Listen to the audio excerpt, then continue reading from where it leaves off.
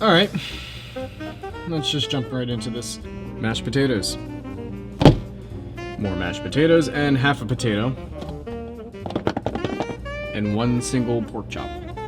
Great. Well, let's do this.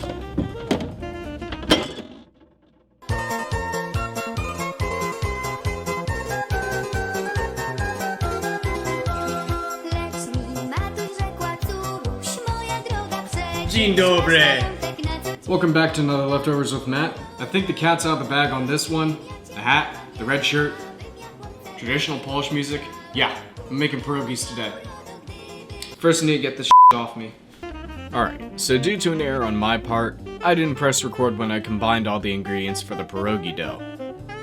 All I threw together in a big bowl was 2 cups of flour, 1/2 teaspoon of salt, 1 large egg, 3/4 of a cup of canola oil, all the mashed potatoes and the potato half, and 1 cup of water.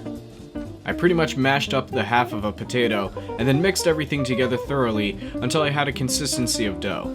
Then I kneaded the dough, adding flour here and there to toughen it up and keep it from sticking inside the bowl. Once that was done, I put the dough in the fridge for about 30 minutes. Now it's time to make the filling. I started off dicing up a small onion, then I diced up a small green pepper, then I tried to cut up the leftover pork chop into the smallest pieces I could manage. On medium heat in a buttered skillet, I combined all the ingredients and pretty much cooked them down. I also added in Worcestershire sauce to give it a little bit more flavor. The toughest part of all this came about with putting the filling in. I rolled out 11 circles of dough that were 5 inches in diameter and placed the filling on each one.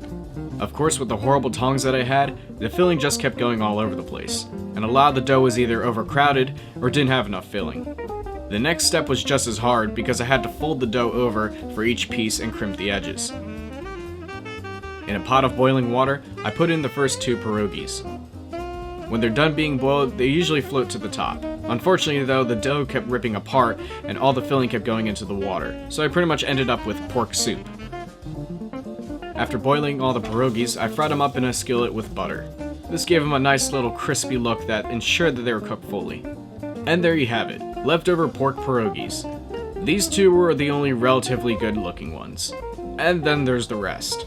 Yeah, not really the best looking thing I've made on Leftovers with Matt. In all honesty, these turned out to be more like pot stickers than pierogies. So with that being said, I got myself a little bit of soy sauce here just to spice things up. Usually with a pierogi, you eat it with a fork and knife. I'm just gonna use my hands. Looks like death. I mean, the dough itself literally has no flavor. I still haven't even gotten to the filling yet.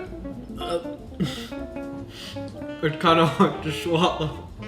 It doesn't help that I'm on an empty stomach right now, taste testing something that is just very unique, I guess. Honestly, when you start eating the filling with it, it's not that bad, and it's quite filling too. Probably because it's mainly just dough that's been boiled and fried.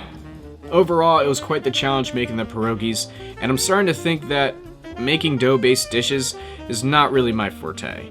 But hey, it sure as hell turned what was once old food into new food.